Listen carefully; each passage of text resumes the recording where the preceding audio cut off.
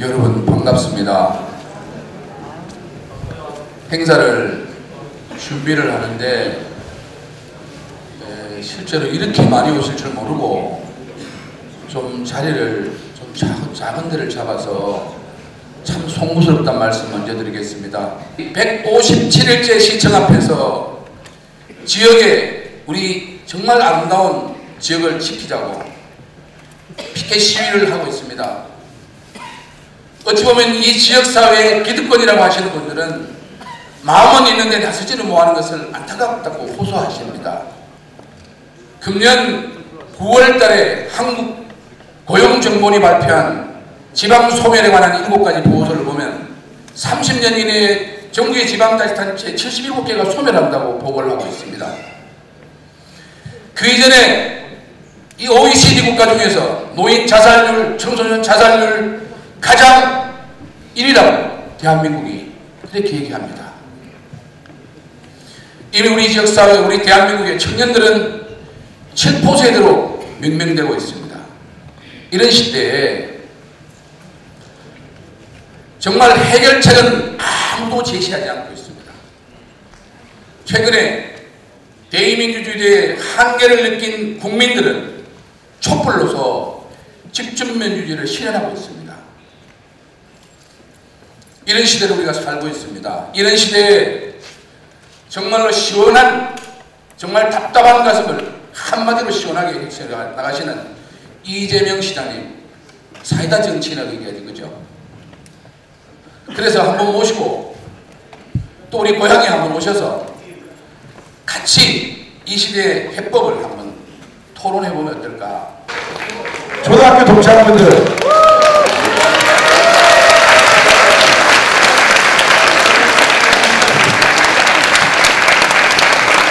여러분 뜨거운 박수 다시 한번 부탁드리겠습니다.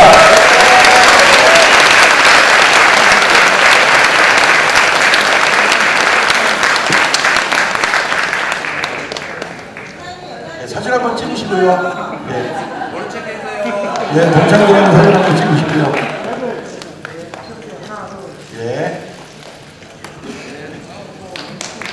예, 고맙습니다. 여러분 이제 사이다라는 건데 저는 반대합니다. 사이다는 금방 목이 마르는데 초정리 광천수는 시원하면서 목도 마르지 않는다는 생각을 갖습니다.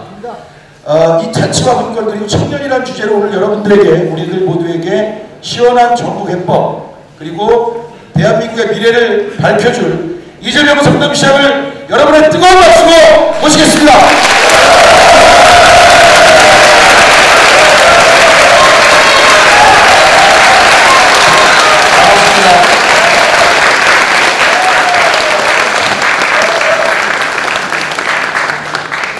네, 제가 안동에서 이사 간 지가 지금 76년 6월 26일 날 이사 갔는데,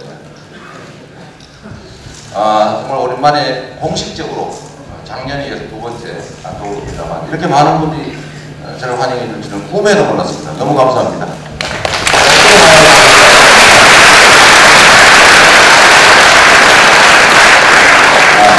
영상 때문에 이렇게 해야 우리 다 보이는데, 그죠? 근데 뭐 영상을 찍어야 된다고 그러니까 또 여기로 가겠습니다. 저 위에 잘 안 보이시죠? 왼쪽 끝에는 진짜 안 보이시는 것 같아요, 그죠? 강당을 한 2배 정도 크게 지었으면 좋았을 것같아요. 이럴 줄 몰랐죠? 정말로 감사합니다. 저는 아까 생일날 얘기했는데 사실 저는 제 생일날 잘 모릅니다, 솔직하게. 아버님이 등록해놓은 김등옥상의 생일이 오늘이고 우리 어머니가 기억하는 음력 생일은 또 달라요. 우리 어머님이 9남매를 낳으셨는데 그중에 둘은 어릴 때 죽고 7남매가 살아요. 그리고 최근에 2년 전에 우리 여동생 안 들려요? 왜 안 들리지? 볼륨 좀 올려주세요. 최근에 한 2년 전쯤에 이제 우리 여동생이 또 이제 딴 세상으로 가서 이제 6남매 남아있죠. 근데 너무 많이 나와서 그런지 어머님이 어릴 때 제 생일을 잊어버렸다는 얘기를 잘 들었어요. 근데 어머님은 물론 부인하세요. 어리바 되시는데 제가 어릴 때 기억에 점쟁이한테 물어간다는 거예요. 우리는 보통 점쟁이를 전바치라고 부르죠, 그죠? 전바치라고. 제 어릴 때 기억에 전바치한테 무슨 껍보리 한 대를 갖다 주고 요 애 생일을 물어봤는데 음력으로 23일이라고 같이 줬다는 얘기를 제가 어릴 때 들었거든요. 분명히. 그래서 제가 어릴 때 기억이 어디 밭에다가 이렇게 보리를 한 대 갖다 주고 밭한테 물어보니까 밭이 이렇게 얘기를 해줬나 보다. 이렇게 생각을 했기 때문에 아마도 제가 매우 어렸을 때 같아요. 그러니까 뭐 산타 이런 걸 믿을 나이 있지 않습니까? 한 6살 정도 이때 물어보신 것 같아요. 애 낳아놓고 키우다가 몇 년 지나서 헷갈린 것 같아 보니까 이놈이 며칠이더라. 그래서 물어봤는데 음력으로 보서 23일이라고 그랬대요. 근데 그거를 제가 어릴 때 듣고 점쟁이한테 물어보니까 23일인데 얘를 잘 키우면 나중에 분명히 건강한다 늙어서 그렇게 얘기를 하셨대요.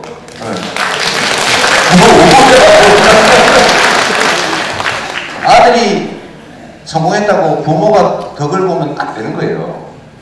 월급만 많이 받으면 되는 거지. 근데 제가 사실 그 어릴 때 들은 그 기억이 있지 않습니까? 어머니가 한 얘기, 얘를 잘 키우면 호강한다는 얘기는 얘가 나중에 잘 된다는 뜻이잖아요. 국민도 호강을 하는 거야. 그것도 방법이래요. 모두가 호강하는.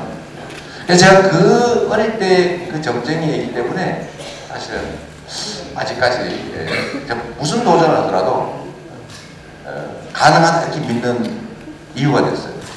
우리 고향 어르신들도 오늘 몇 번 오신 것 같은데 전 어릴 때 제가 정말 친절지게 강한했거든요. 우리 동네 분들이 많이 도와주셨어요. 뭐 종쌀도 한 대 갖다 주고 어머니 혼자서 신랑매 키웠으니까 얼마나 힘들었겠어요, 그죠? 동네에 사람들 보니까 이 30대 그 아주머니가 아버지는 가출하고 돌아가셨는데 이런 얘기하면 안 되지. 그런 사실이니까. 우리 옛날에 어릴 때 안동에 계신 분들 이거 많이 했죠, 이거? 안 한 척 하시는 거예요? 모른 척해요? 도리지구땡 많이 했잖아요. 밤새도록 도리지구땡 해가지고 뭐 있는 것도 잡히고 문서도 주고 그거 많이 했죠. 안 하신 척 하시는데 이 중에 하신 분 많죠? 다 부인하시네. 많이 했어요. 그래서 어쨌든 아버님 이제 고향 떠나시고 어머니 혼자서 이렇게 키우셨으면서도 나름의 그런 희망을 가셨거든요.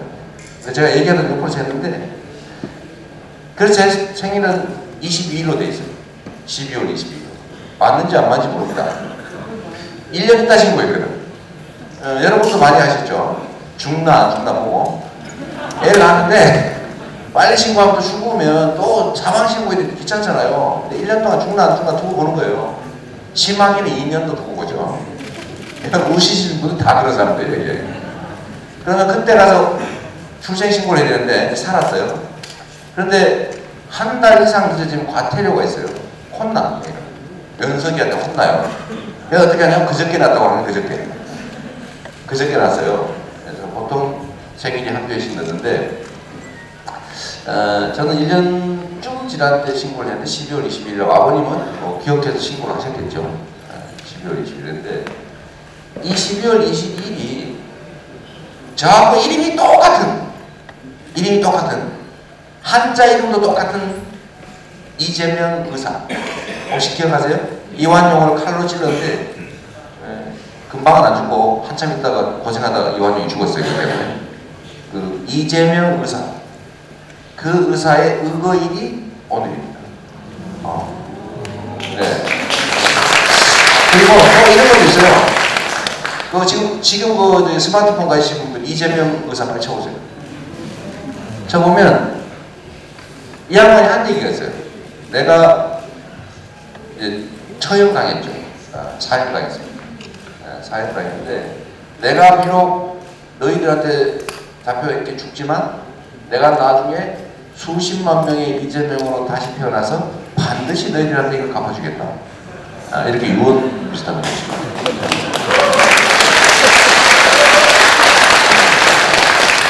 그리고 이거는 일설인데 그 양반이 20살에 의거를 하고 죽었거든요.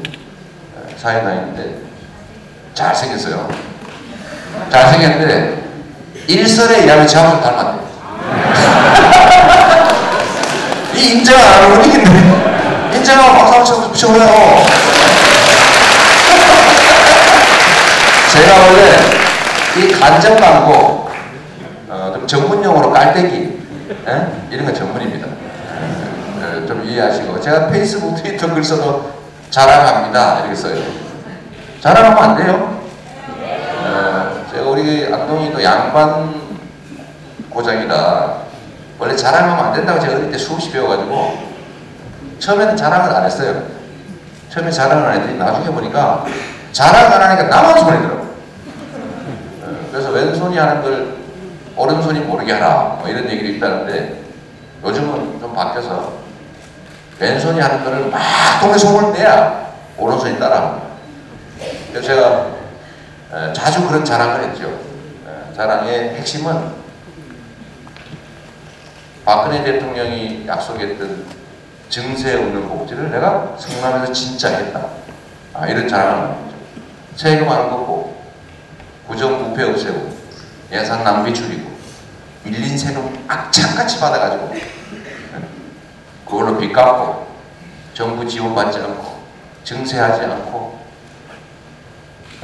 주민들의 복지를 위해서 청년배당도 하고 산후조리 지원도 하고 교복도 지원하고 노인 일자리도 만들고 교육 지원도 하고 학교에 가서 사교육 대신에 토론 수업 이렇게 할 수 있게 200억씩 예산 지원하고 애들 키우는데 자꾸 힘드니까 애들 키우는 보육복지 이런 것도 많이 하고 장애인 복지 이런 것도 많이 하고 그 잘한 거 칭찬해야 되지 않습니까? 그죠? 네. 그런데 아까 우리도 호강종합시다 이런 말씀하신 분 있었는데 그 말이 맞죠. 정치를 잘하면 온 국민이 진짜로 호강합니다. 이거 정말 아는 거예요. 정말 쉽습니다. 안 할 뿐이에요. 우리 안동에도 성남으로 이사 가고 싶은 분들 있으시죠? 솔직히 손 들어보세요. 나 성남 이사 가고 싶다. 뼈한테 어른들이 있는데 여기서 보면 안 돼요. 그렇다고 들고 오면 어떡합니까? 안동에 여기 있는 이재갑 시의원도 계십니다. 그러니까 그래서 여기서 이재갑은 친구라고 하거든요. 열심히 하고 있는데 그 시장이 아니시니까 나중에 시장 하실 거예요. 잘 모르겠고 그런데 이게 이런 마음이 들 정도로 성남이 너무 특별한 것 같은데 제가 계산을 해봤어요. 다른 지역이 하지 않는 성남시만 하는 이 예산들이 얼마나 되나 제가 얼마 전에 뽑아봤어요. 뽑아봤더니 놀랍게도 엄청나게 얼마 안 돼요. 1인당 9만원 정도. 성남 시민이 98만원, 100만 정도인데 따져보니까 한 900억 정도 되더라고요. 다른 도시에서 하지 않고 성남만 하고 이렇게 쭉 따져보니까 1인당 9만원도 안 되잖아요. 9만원이라고 쳐요. 1000억이 안 되는데 이걸 국가 전체 정부에 똑같이 한다고 생각해 보십시오. 얼마 들어요? 산수 잘 아시죠? 5945 4조 5천억이 되는데 좀 많아 보이죠? 그래서 이게 올해 국가 본 예산, 추경 예산 빼고 본 예산 400조에 1.2%에도 멈춥니다. 1.1% 정도 되는 거예요. 1.1%. 1.1% 우리 어디 이재갑 의원가 있어요.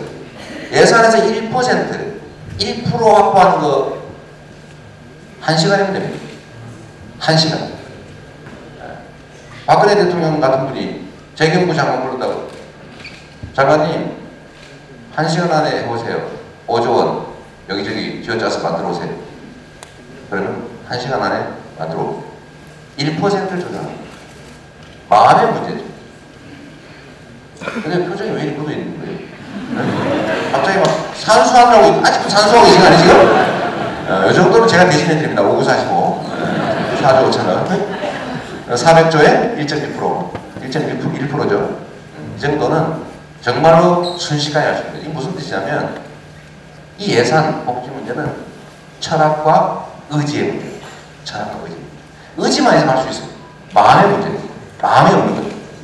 5조 원 정도를 해가지고 야, 온 국민한테 성남시 가고 있는 자꾸 부러워하고 이사하자 그러니까 저 아예 이사 못 가게 그 동네 살게 만들어야 되겠다. 그러면 똑같이 해줘버려. 청년 배당도 주고 교육 지원도 해주고 장애인 지원도 해주고 보육 지원, 애 낳는 거 보육 지원도 해주고 교복도 무상으로 해주고 에? 청년 배당도 주고 상설 지원도 하고 다 해줘버려. 아이고 저 성남 저거 누군 놈 저거 자꾸 잘했다고 저거 펜션 내버리는 거. 이렇게 했더라면 이재명은 여기에 나타날 수가 없어요.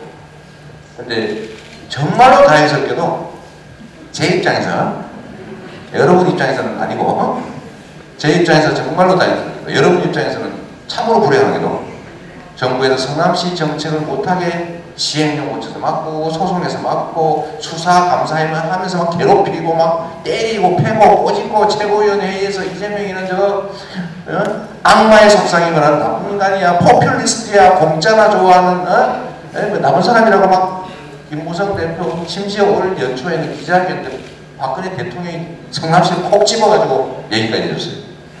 청년한테 돈으로 인심 얻는 것을 누구는 못하나 이렇게 얘기했었거든요.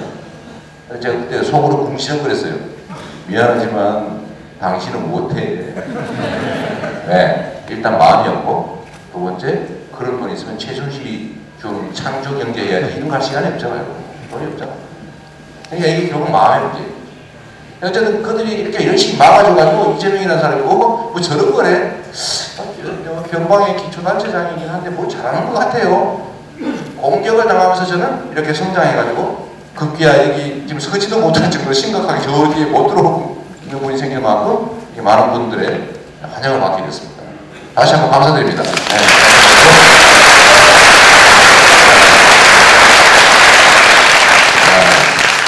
제가 바라는 세상은 아주 그런 질문을 듣는데 당신이 원하는 세상은 뭡니까? 이렇게 물어봐서 정말로 저는 단순합니다.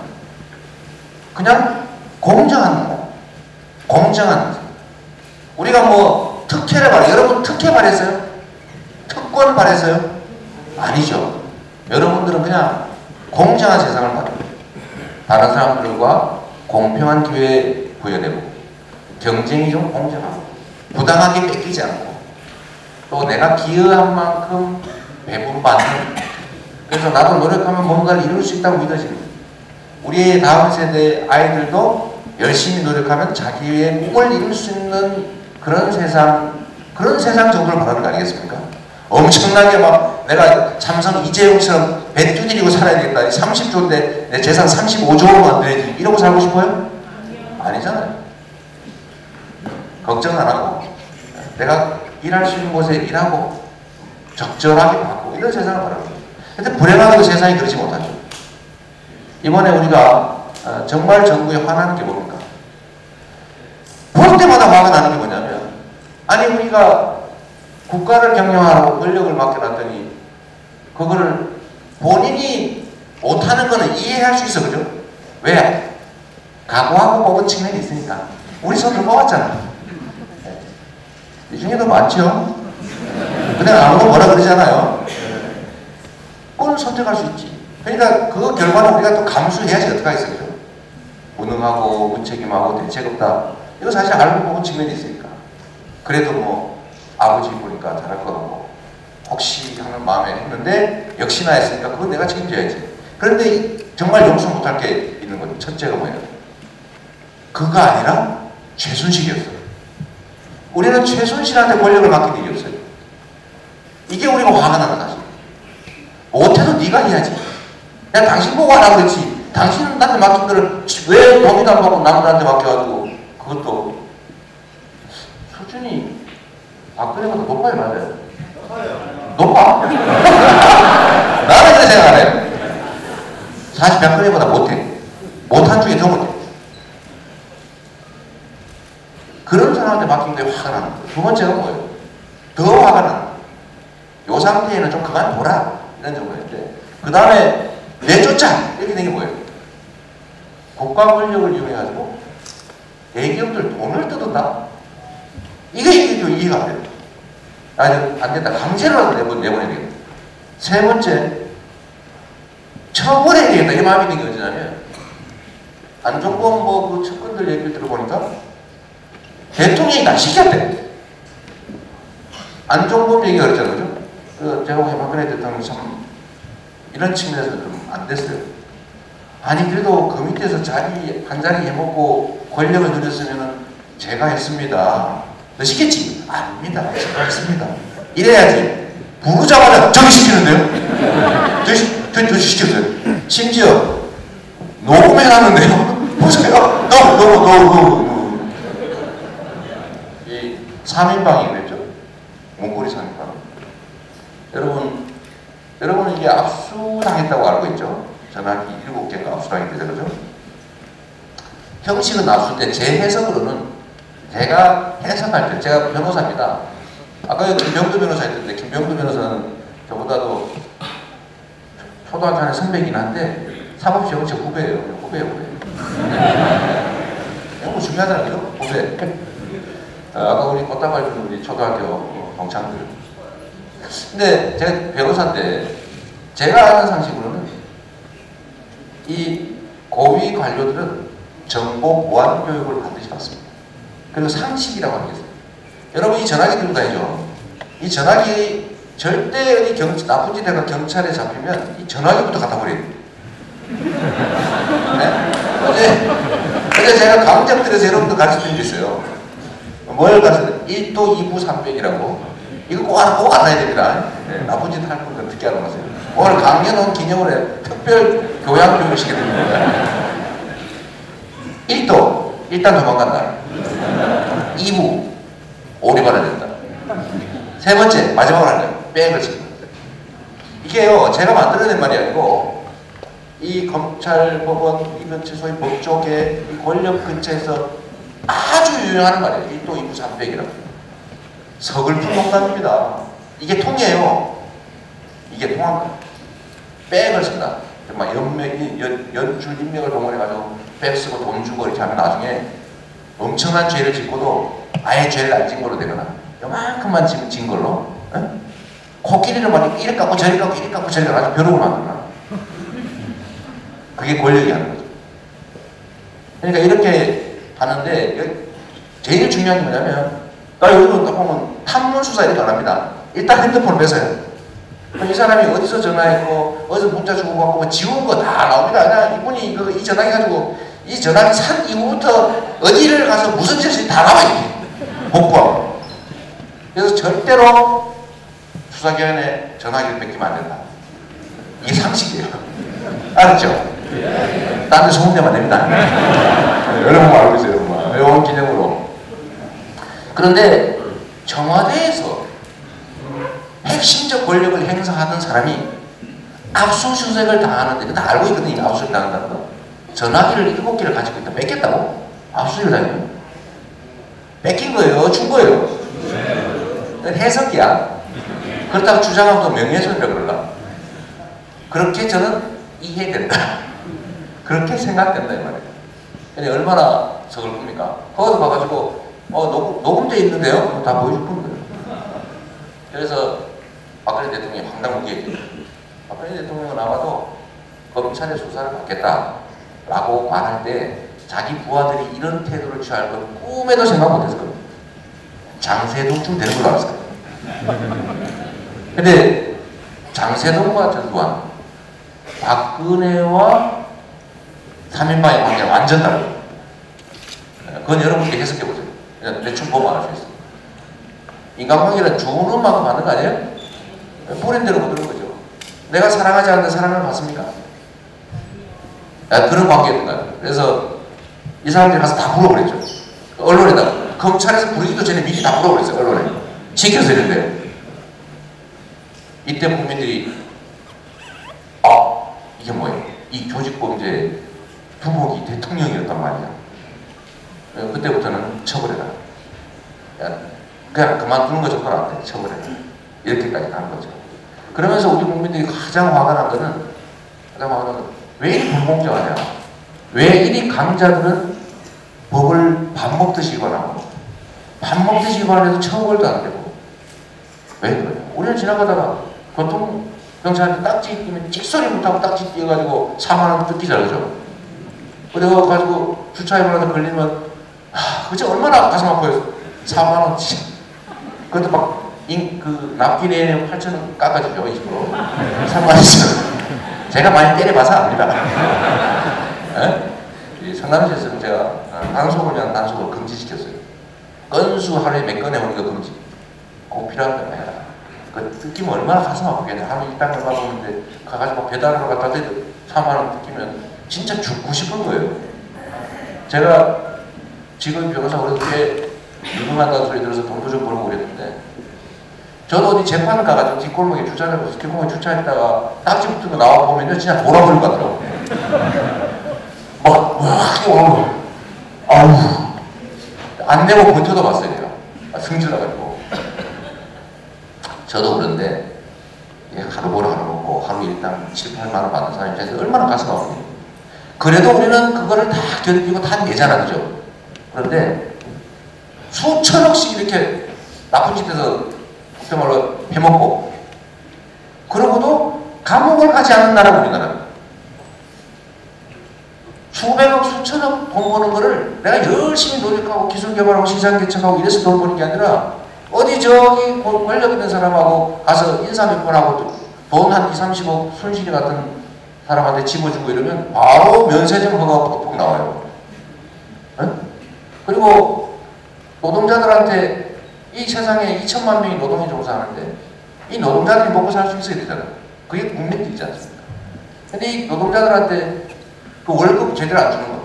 이번에 어디 이랬는가 어디 또 그랬다고. 어디 이랬는데 맞죠? 그거 세상에 15분 30분씩 월급 덜 줘가지고 뭉치니까 89분인가 그렇더래요. 그 알바들 돈을 다 그렇죠. 콩을 더 집어뜯어가지고 아니 왜 밥을 안 하고 또 일하고 잡아. 이런 짓 해가면서 돈을 버는데 이걸 다 방치하는 거예요. 수없이 많은 사람들이 피해를 입죠. 근데 이거 걸려도 처벌을 하죠. 빼기 얼마나 좋을지. 이렇게 불공평하고 법이 지켜지지 않으니 우리 국민들 입장에서 무슨 재미로 일을 합니까? 여기 중에 중소기업 하시는 분도 있을 텐데 이 경제라고 하는 것이요. 경제는 그 경제에 참여하는 사람들이 공정하게 경쟁할 수 있게 만드는 게 정부가 할 일이에요. 그래야 열심히 하는 만큼 자기 몫이 생기니까 열심히 할 거 아닙니까? 그런데 우리나라는 이게 경쟁 관계 어떻게 되냐면 힘센 사람이 장땡이에요. 우리 아버지가 이걸 좀 하셔가지고 내가 장땡이라고 말 짰어요. 힘센 사람이 장땡입니다. 그래가지고 노력을 하잖아요. 우리나라 제국 대기업들에 뭐 노력하는 부분도 있긴 한데 돈을 어떻게 보냐면 이 중소기업을 괴롭혀가지고 지어 뜯는 걸로 돈을 벌고 있어요. 중소기업들이 막 기술 개발하고 막 열심히 노력하고 생산성 향상해가지고 전에 5,000원, 한 개당 5,000원에 납품하고 원래는 생산원가가 4,800원 들어가지고 200원 남겨먹었네, 한 개. 어떻게 해가지고 생산원가를 좀 떨어뜨려서 4,500원 정도 생산을 하면 그걸 어느 날 알아가지고 자기 마음대로 앞으로 4,700원에 내가 사가겠다고 단가를 확 떨어뜨려요. 이거 많이 당했을 겁니다. 이러니 무슨 재미로 기술 개발을 합니까? 그러면 중소기업이 어떤 걸 하냐면요. 기술 개발이나 생산성이 향상을 신경쓰는 게 아니라 거래선에 이 임원들, 구매 담당자들하고 술집 가서 술 사주고 아양 떠는 데 주력하게 돼요. 그러니까 이 경제가 발전이 됩니까? 안 됩니까? 안 되죠. 또 있어요. 이런 거를 처벌하고 징벌배상하고 돈 다 뺏어가지고 원상 복구를 시켜줘야 돼요. 그렇게 안 하고 그냥 내버립니다. 그럼 혹시 걸리면은 뭐 고소라도 하고 그러면은 뭐 수사기관이 이걸 수사도 제대로 안 하고 다 무혐의해버리고 그냥 무시무시 해버려요. 그러니까 또 해. 기술 개발하고 창업해가지고 뭐 할만한 거 하나 아이템 만들어가지고 해놓으면요. 미국 같으면 이거를 막 몇백억씩 몇천억씩 심지어 몇 조씩 주고 삽니다. 근데 우리나라 어떻게 하냐면요. 홀랑 뺏겨버려요. 그냥 저기야 저 된다. 그럼 우리가 야 저거 한번 봐라. 또 뺏겨가지고 똑같은 거 비슷한 거 만들어버려요. 잘 못 뺏기면은 저기 그 회사 저 직원 중에 하나 핵심 인력을 스카우트가 데려가 버려요. 그럼 뺏겨버려요. 이거 억울하다고 하면 이거 복구하는데 몇 년씩 걸려요. 그럼 몇 년 걸려가 재판에 겨우 이겨가지고 보면 이미 그 쓸모없는 게 이래 놓으니 이 젊은 사람들이 국내에서 창업을 합니까? 기술 개발해요? 안 해요? 지금은 다 유행이 해외로 가요. 아이템 좋고 역량 있는 젊은 창업자, 벤처 기술자 이런 사람이 국내에서 안 합니다. 다 유럽, 미국 다 나가요. 그렇게 나가라고 다 보내요. 나 하지 마라. 내가 선배 입장에 해보니까 다 뺏기고 다 훔쳐가더라. 그러니까 하지 마라고 나가라고.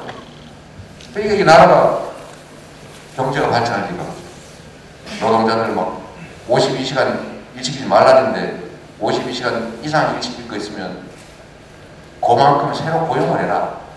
그 연장도 시키면 1.5배 줘라 월급에. 보수 1.5배 줘라. 더 일시키면 8시간만 시키고 이게 가급적 8시간 시키고 일이 더 이상 연장으로 시킬 일이 많으면 새로 뽑아라. 그럼 일자리가 생기잖아요. 그게 우리가 합의한 법이잖아요. 그런데 이거 안 지켜요. 이 52시간 이상 일하는 사람이 무려 360만을 일하는 만큼을 52시간 최대로 일하는 사람을 보면 최하 20만 개에서 많게는 60, 80만 개까지 일자리가 순식간에 생깁니다. 근데 이걸 안 지켜요. 누가 주로 안 지킨지 압니까? 대기업이 안 지켜요. 대기업이 안 지켜요. 그러니까 이게 실제로 보면 연장근로 시킬 때 1.5배를 주라고 법에 분명히 되는데 실제로 보니까 0.8배밖에 안 주고 있어요. 연장근로 시키는 게 더 이익이에요. 연장근로를 시키는 게 새로 뽑는 것보다 더 싸니까 다 연장근로를 계속 시키는 거예요. 법을 안 지켜서 부당한 이익을 보고 있다고. 엄청난 숫자의 노동자들이 피해를 보면서 여러분들 일자리 없어서 죽을 지경 아닙니까? 이 일자리를 누가 없애고 있냐? 법을 어기는 대기업들이요. 일자리를 없애고 있어요. 이것만 고쳐도 한 4, 50만 개 일자리는 바로 나옵니다. 또 있어요. 이건 52시간 이상 일시킬 경우에요. 그런데 만약에 진짜로 우리가 합의한 기존의 법 질서대로 8시간 일할 때보다 더 시키면은 8시간 일 시킬 때 주는 보수의 1.5배를 줘라. 여기 이유가 있어요. 왜? 꼭 필요할 때만 하고 계속 연장 근로가 필요하면 사람을 새로 뽑아라. 이런 뜻입니다. 그래야 일자리가 늘어나죠. 우리나라는 이런 식으로 하다 보니까 세계에서 멕시코 다음으로 일을 많이 해요. 그런데 그럼 보수를 많이 받냐? OECD 평균의 시간당 임금이 3분의 2밖에 안 돼요. 일은 막 죽으라고 보수를 낮춰서 계속 죽으라고 일을 해요. 그러니까 이 가정생활도 없고 사생활도 없고 이게 도대체 그게 경제가 삽니까? 결국 죽죠. 근데 이 원천이 뭐냐면 이걸 뜯어고치기만 해도 정상적인 나라만 만들어도 힘센 사람이 법을 지키기만 만들어도 일자리 늘어나고 경제 발전하고 모두가 행복하고 희망을 가지는 그런 나라가 됩니다. 정상사회가 됩니다. 그런데 이 정말 쉬운 거를 못하고 있어요.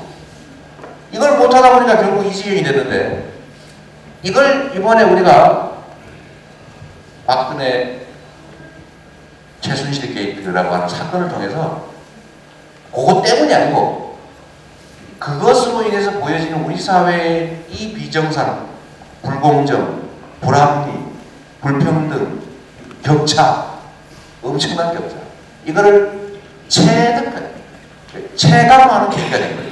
도저히 못 견디겠다. 그러면 우리가 바라는 세상은 뭐예요? 저보고 경상도가 있다고 빨갱이 취급하는 경향들이 좀 있더라고요. 제가 이런 얘기하니까. 근데 이게 빨갱이가 하는 소리입니까? 그냥 당연한 소리라고 해요. 당연한 소리. 근데 이 당연한 소리가 왜 이렇게 특별하게 들립니까? 아까 저보고 사이다라고 얘기했어요. 제가 이런 얘기하면 시원하대요. 여러분 시원하세요? 시원하다 그러세요? 시원하잖아 사실. 그런데 문제는 여기 있고 이게 시원한데 이게 원래 정상이에요. 근데 이게 정상이 아닌 상태가 워낙 오래 계속되다 보니까 저런 분 정상이 아닌 상태가 워낙 오래되다 보니까 이 정상적인 목소리가 이상하게 들리는 거예요. 그러니까 제가 하는 얘기가 특별한 소리가 아니고 너무 당연한 소리, 저 사람은 시간 없어 죽겠는데 저런 쓸데없는 뻔한 소리를 하고 다녀. 이런 제가 강연다니면 한 명도 안 하는 상태가 정상인 사람입니다. 네? 그래서 우리가 앞으로는 저 같은 이런 뻔한 소리 할 때는 아무도 안 오는 그런 정상적인 나라를 한번 만들면 좋겠어요. 네. 정말 현실이 참혹하죠. 저는 참혹하다고 생각해요. 우리가 예를 들면 일을 하면 우리 사회에서 이제 돈을 버는데 많이 버는 사람, 적게 버는 사람 있잖아요. 그런데 우리 사회에서 1%, 상위 1%, 50만 명이에요. 50만 명. 상위 1%가 우리가 버는 돈에 얼마 정도를 벌고 있냐면은, 자, 조용. 우리가 버는 돈에 얼마를 벌고 있냐면요, 1%가 12%를 갖고 있어요. 1%가 12%, 우리나라 총 생산의 12%를 갖는 거예요. 근데 잘 느낌이 안 오죠? 아니, 뭐 12배 정도? 이렇게 생각되죠? 상위 10%가 얼마를 갖느냐? 45%를 갖습니다. 10명으로 치면 한 명이 45%를 갖고 9명이 55%를 나가고 있어요. 이게 정상적인 국가예요. 근데 이게 쌓이고 쌓이다 보니까 더 심각한 결론이 나는데, 그럼 우리 사회 자산, 이거를 어느 정도 갖고 있는지를 통계를 보아보니까 상위 1%가 가지고 있는 재산이 부가 무려 4분의 25%. 1%가 25%가 있어요. 10%는 얼마나 갖고 있냐? 66% 갖고 있어요. 상위 10%가 66% 갖고 있어요. 나머지 90%가 34% 가지고 아웅다웅. 이러니 아무리 우리가 동네 자영업 죽으라고 열심히 해도 장사가 되질 않습니다. 될 리가 없죠. 전체 알린 게 요만큼밖에 안 되는데 그거 아무리 긁어 모아봤자 얼마나 됩니까? 그러니까 1년에 80만 명이 폐업하고 완전히 빈곤층으로 추락해요. 우리나라 사람들이 가는 길이 있습니다. 정해진 길이. 어느 회사에 가서 일을 해요. 그러다 중간에 한 40대 중반 되면 쫓겨납니다. 명태니 정기영원이 쫓겨난 다음에 비정규직을 해요. 그래서 또 밀려나. 그런 다음에 자영업을 해요. 마지막에 하는 게 뭐예요? 기승전 치킨집이. 기승전 호프집. 네? 그래가지고 망하는 거예요. 버티죠. 자영업자의 평균적 수익이 얼마 정도냐면 1인당 100만 원 거예요. 사람들 잘 몰라요. 한 달에 내가 300만 원 버니까 버는가 보다 하지만 알고 보니까 둘이서 일하고서 부부가 죽도록 새벽부터 밤늦게 가요. 그리고 투하 자본에 대한 기회비용을 생각하니까 실제로는 둘이서 1인당 100만 원을 벌고 있어요. 그러니까 견디다 맨날 70만 원 벌다 50만 원 벌다 부부가 허덕허덕 100만 원 벌다 아이고 안 되겠다 막 문 닫고 그리고 다시 이제 빈민으로 추락. 지금 이런 식으로 계속 중산층이 빈민으로 계속 추락합니다. 이 추락하는 만큼 누군가가 이걸 갔죠. 누가 갔습니까? 재벌 대기업들이 차곡차곡 갖고 있죠. 여기서 빨대가 곳곳에 있어요. 노동 현장에는 노동법 위반이라고 하는 빨대를 가지고 노동자들 막 빨립니다. 이 중소기업들한테는 또 아까 얘기한 대로 이런 불공정 경쟁을 통해서 쭉 빨아요. 자영업자들한테는 뭘 가지고 빨아요? 체인점 이런 걸로 쭉 빨아요. 그 다음에 이제 빈민으로 추락하면 그 다음부터는 이제 버리는 거죠. 이러니까 나라가 점점 망해요. 그래서 이 비정상적이고 불공정한 나라를 정상적인 나라, 공정한 나라. 그래서 여러분들은 경제에 그러면 성장 얘기 많이 했잖아요. 성장을 하는 게 우리의 삶에 도움이 되는 시절이 있었습니다. 그게 90년대 중반까지예요. 경제가 성장을 하면 그 몫이 골고루 나눠졌어요. 노동자에게도, 그러니까 노동자는 그 가게를 말합니다. 그 다음에 기업 측에도 또 정부 영역에 세금, 부담금 이런 거 얘기합니다. 이게 같은 비율로 쭉 늘어났어요. 비율이 유지가 됐어요. 경제 성장만큼 나눠졌던 거죠. 그런데 이게 90년대 중반부터 이게 완전히 바뀌어버립니다. 어떻게 바뀌냐? 노동자의 뭐 가계의 몫은 딱 정체예요. 총량으로. 정부의 몫도 딱 정체예요. 왜? 세금을 막 깎아줬어요. 그래가지고 성장의 몫의 대부분이 기업, 그 중에서도 대기업에 다 같이 쌓이기 시작한 거예요. 그래서 지금 10대 재벌 창고의 돈이 550조가 쌓여있어요. 사내 유보금이라는 거. 30대 재벌 창고에 750조가 쌓여있어요. 알아도 우리가 뭐 여기 대학 공부하는 것도 아닙니다. 뭐 여러분들 몰라서 저한테 혹시 학술 논문 쓴다고 온 사람 있어요? 그거 가셔도 돼. 제가 하는 얘기는 학술 논문에 절대 인용하면 안 됩니다. 사실이 아닌 경우가 많아. 수치가 정확하지 않아요. 그러니까 그런 고민하지 마세요. 우리는 교감하고 우리의 새로운 미래를 만들기 위해서 서로 격려받는 자리를 갖는 거지, 여기서 학술 지식을 쌓아놓은 게 아닙니다. 그러려면 여기 우리 대학에 등록하고 공부하세요. 자, 그래서 이 불균형의 결과, 이 결과물들을 정상으로 돌려야 돼요. 우리나라가 1년에 총 생산되는 양이 GNP 1560조, 1600조쯤 된대요.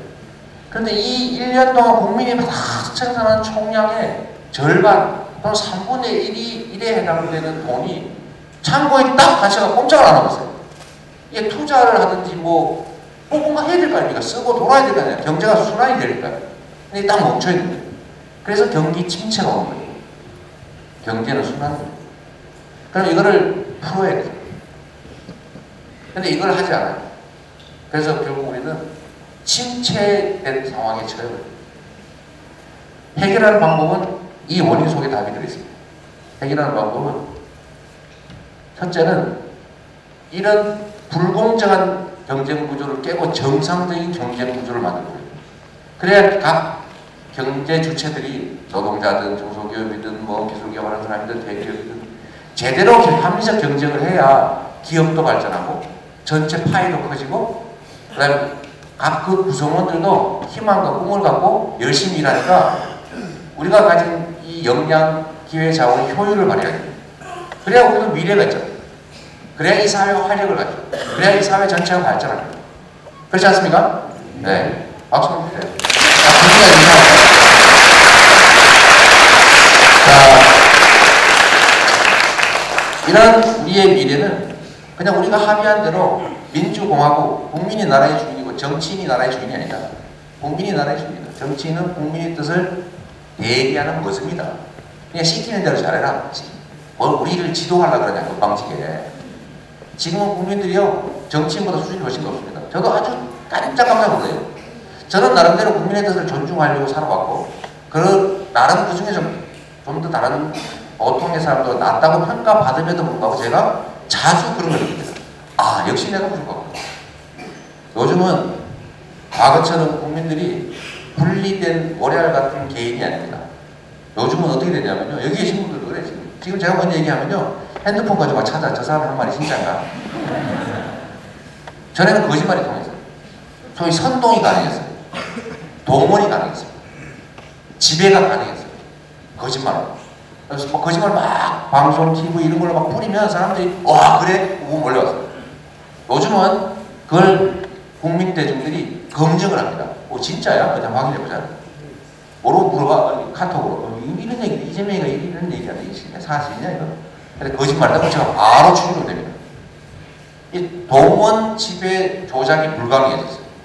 그래서 대중들이 과거와는 다르게 여러분 한 명 한 명이 지금 분리된 개인 같지만 사실은 대한민국이라고 하는 커다란 나라에 5천만이 모인 그야말로 조직된, 유기적으로 조직된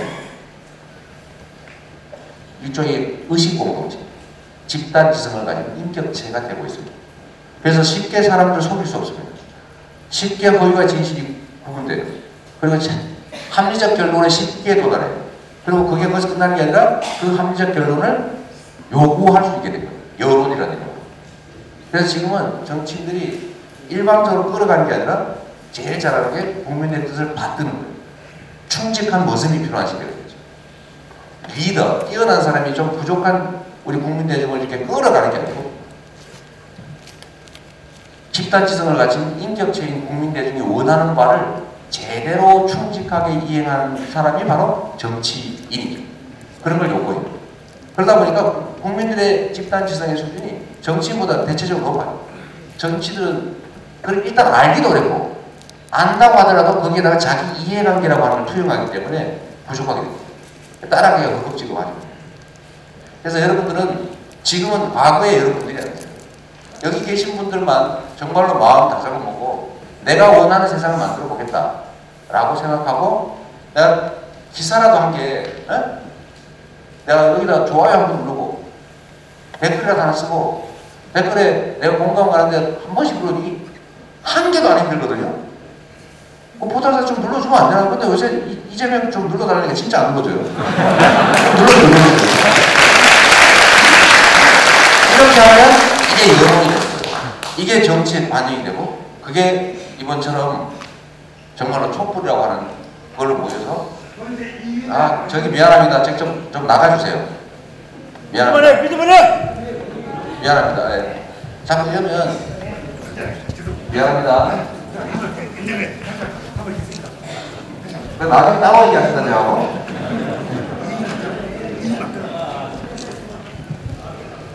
자 다시 갑시다. 제가 그냥 지나가면 얘기는 막 하는 게 아니에요. 신경 쓰는 얘기니까 잘 보여주시다. 안 할 거 이제? 네, 그만하세요 그러면. 놔두세요. 네, 그만합시다. 네. 그래서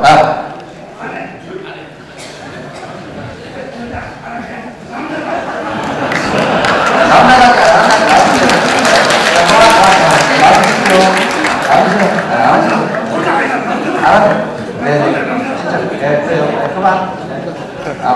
됐어요. 뭐 재미있는 그만하세요 진짜. 네. 자 그래서 국민들은 이제는 정말 깨어있는 집단 지성을 가진 유기체이기 때문에 여러분들이 그 중에서 여러분이 원하는 바를 관철해낼 수가 있어요. 여기 계신 분들만 뜻을 모아서 카톡이라도 한번 하고 밴드라도 하나 만들고 어디 게시판 카페도 가입해서 자기 의견 내고 이러면 정말 확 바뀝니다. 그게 세상이에요. 이제는 그렇게 바뀌었죠. 정치 우위 세상이 아니라 국민 우위 시대로 바뀌고 있습니다. 이 예도 있어요. 우리가 좀 자신감을 가져야 됩니다. 이때까지 국민들은 내가 해봤자 뭐 세상이 바뀌겠냐 이런 생각 때문에 이 패배감 때문에 아무것도 안 하고 포기했어요. 근데 포기하지 않아요. 근데 진짜로 우리가 바뀐 사례들이 몇 개 있습니다. 첫째로 뭐냐면 미국이에요. 우리가 미국 대선을 봤죠. 미국 대선을 봤는데 미국은 원래 자본주의 국가의 맹주 국가예요. 그래서 모든 FTA든 자유무역 협정이든 다 미국한테 유리한 게 있습니다. 미국이 뭐 그리 착해가지고 자기보다 약한 나라한테 유리하게 만든다는 게 있어요. 다 자기 나라한테 유리하게 하죠. 그런데 말이에요. 그 자기가 유리하게 만들어 놓은 FTA니 뭐 이런 것들을 다 거부하겠다. 필요 없다. 라고 주장하는 트럼프라는 사람이 미국의 대통령이 되어버렸습니다. 국민의 지지를 받아서. 왜 그랬을까요? 분명히 이게 자유무역 이런 것들은 미국 전체에 도움이 됩니다. 왜 그러냐? 미국 전체는 이익이에요. 분명히 이익입니다. 시장이 넓어지고 미국에 있는 자본들이 전 세계에 나가서 돈을 막 벌어오니까 미국 전체로 보면 분명히 이익인데 미국에 있는 노동자와 중산층 국민들은 손해예요. 왜 손해냐? 아니 미국에서 물건 만들고 생산해야 회사가 해외에 다 나가버리니까 싸게 물건은 들어오긴 한데 일자리가 없어져. 일자리가 해외로 나가버리죠. 물건 싼 거 막 들어오니까 좋긴 한데 그 중소기업들 국내 내수 산업이 싹 무너져요. 그러니까 국민 다수는 손해를 보고 좀 나쁜 상황이 취하고 소수만 엄청나게 돈을 버는 상황이 돼요. 집안으로 따지면 오형제가 있는데 그 담장을 허물어가지고 옆집하고 막 하니까 큰아들은 막 엄청나게 벌었는데 둘째, 이하, 셋째, 넷째, 다섯째는 더 나빠집니다.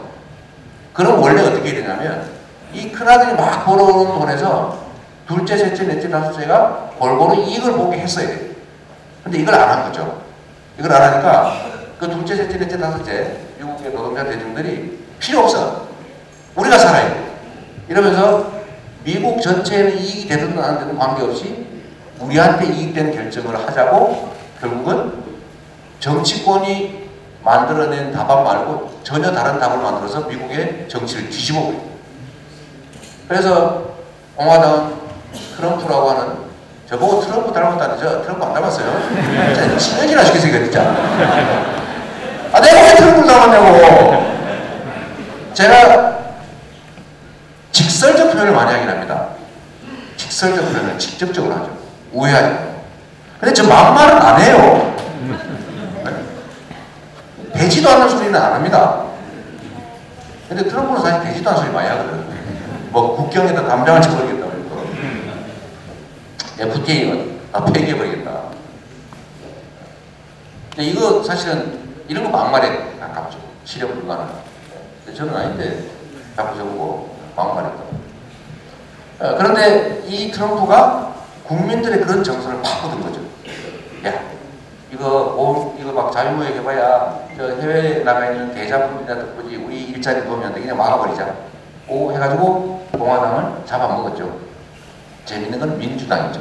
민주당은 버니 샌더스라고 하는 사람이 좀 트럼프와는 다르지만 지향은 같은 주장을 거예요. 같이 잘 사는 나라가 돼야지 소수만 잘 사는 나라 되면 뭐하냐.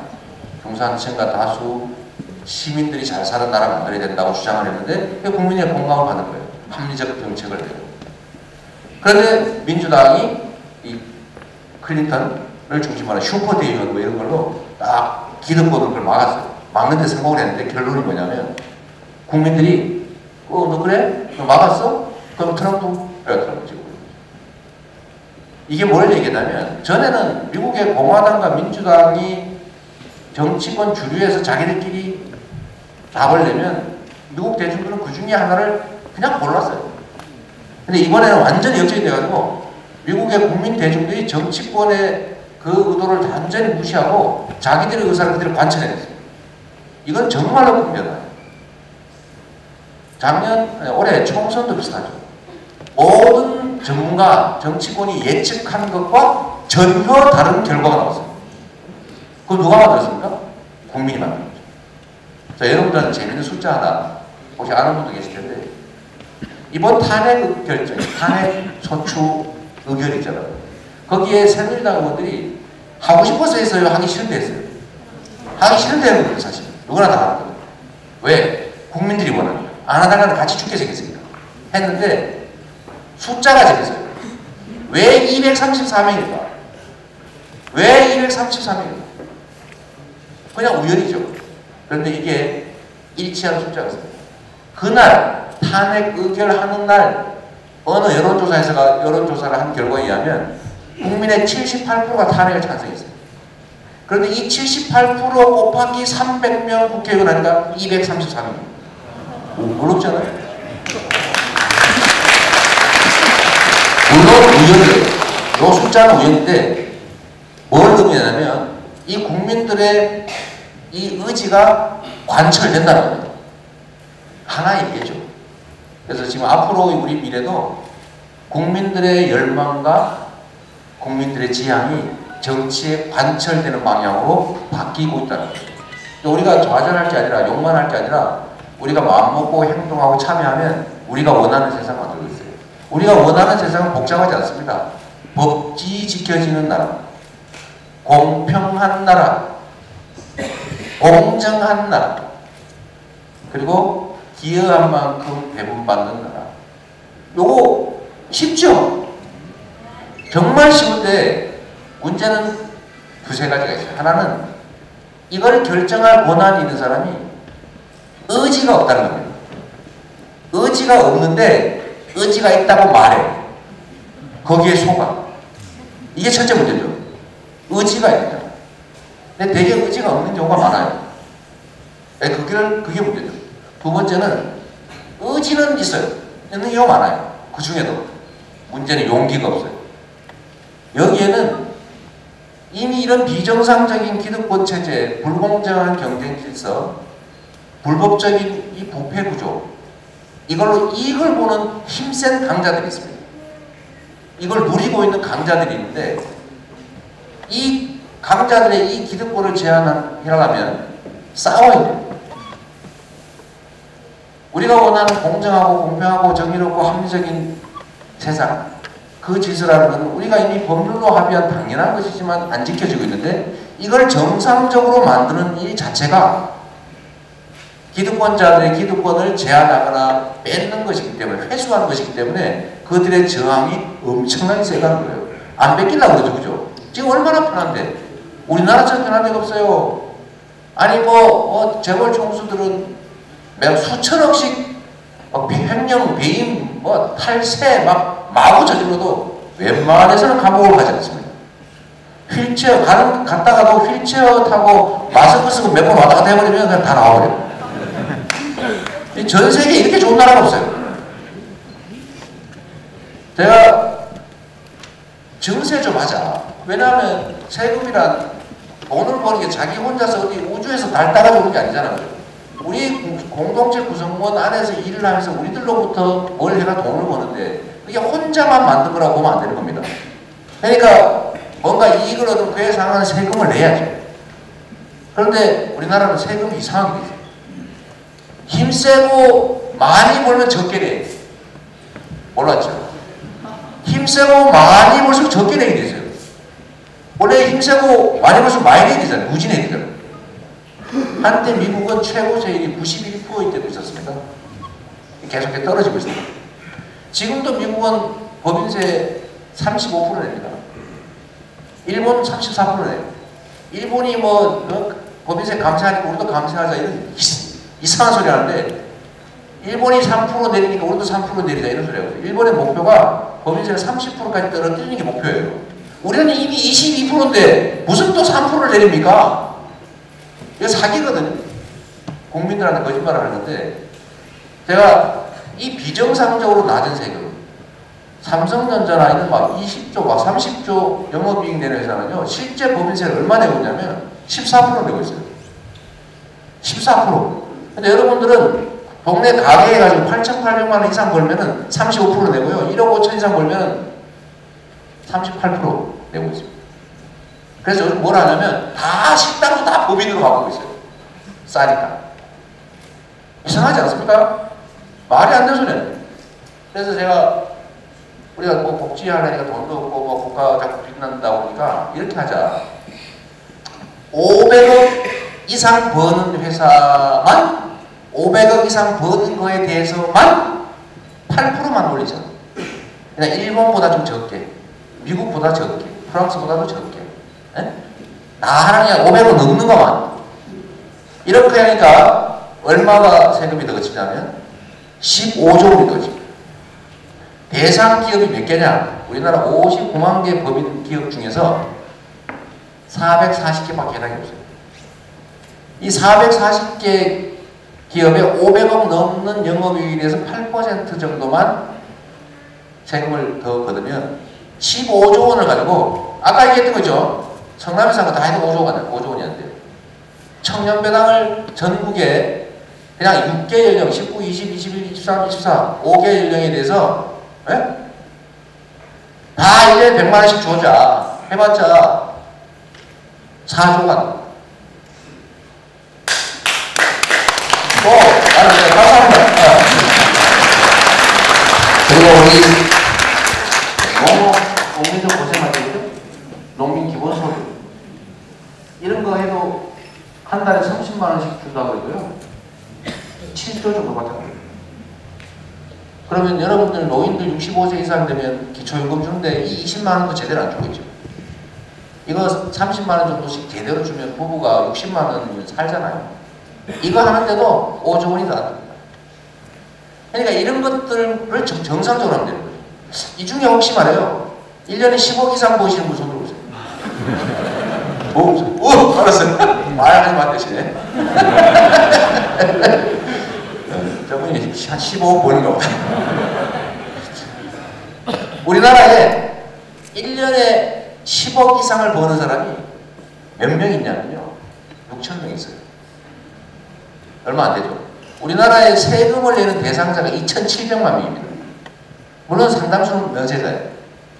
그 중에 1년에 과표 기준으로 10억 이상을 버는 사람이 6천 명인데 0.02% 만분의 2.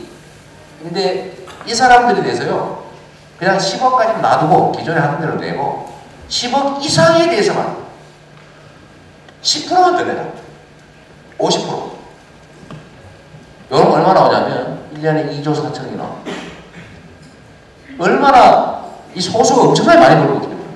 아까 너무 집중돼서 0.1%에 차지하는 비중을 따지면 기가 막힌 숫자가 나옵니다. 0.01%하면 더해. 말이 안 되는 숫자다. 그래서 이런 걸 하자고 했더니 누가 그러는 거예요. 기업이 그러면 해외 탈출한다. 증세하면 안 된다고 어제 언론에 썼더라고요. 여러분들은 어떻게 생각하세요? 이게 너무 당연한 거 아닙니까? 아니 세금을 왜 삼성전자는 14%밖에 안 되는 거예요? 명목세율은 22%인데. 근데 맨날 우리가 OECD 얘기했잖아요. OECD 평균으로는 세율이 25%고요. 평균. 실효세율, 진짜 내는 세율은 22%입니다. 근데 우리는 14% 내고 있으니까 8% 차이가 나죠. 이 8% 이익 보는 대한민국에서 더군다나 수천억씩 해먹어도 감옥도 안 가는 나라에서 우리 여성들 데려다가 뭐 이런 거 하고 1인당 500만 원씩 주고 걸려도 아무 문제가 안 되는 나라에서 못 보셨나 봐.